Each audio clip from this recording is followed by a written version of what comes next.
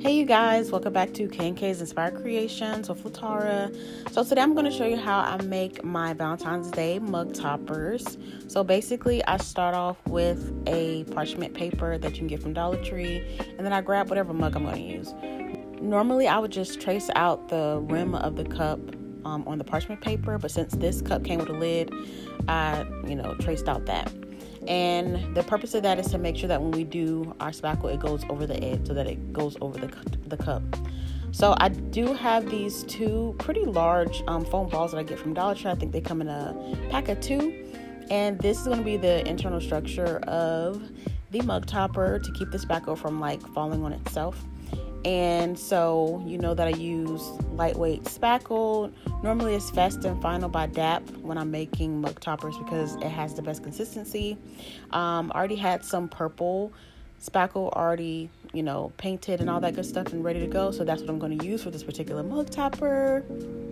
And I'm just going to basically, I added it to a piping bag. I'm going to add a piping tip to it as well. You can find both of those, honestly, at Dollar Tree. And then I'm just going to start piping, which I'm pretty sure you've seen me do before. And while I'm doing that, I do want to take a moment and thank you so much for watching my video. You can be watching anybody else's video on the planet, but you're watching mine, and I'm so appreciative of it. I just hit my goal of 100 subscribers, so thank you so much to everybody who subscribed to my channel. You're so awesome. And if you're not already subscribed, please go ahead and subscribe to my channel if you like fake bakes and really cool DIYs.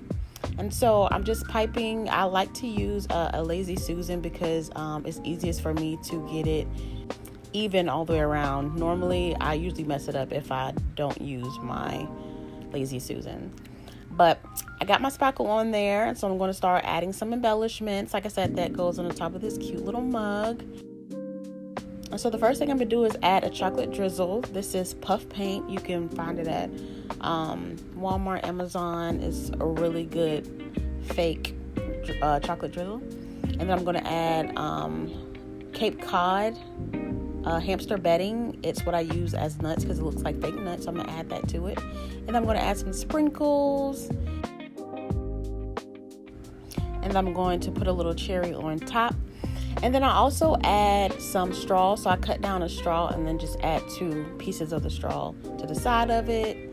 So that it's like you can drink out the side of it or whatever, or drink out of it. I don't know. It's just cute. Maybe not logical, but it's cute. And then I bought some conversation hearts off of Temu, I believe, and I just added those to it as well. And so here is the final reveal. Funny story, I actually don't have a picture or a video of the mug topper that we just made.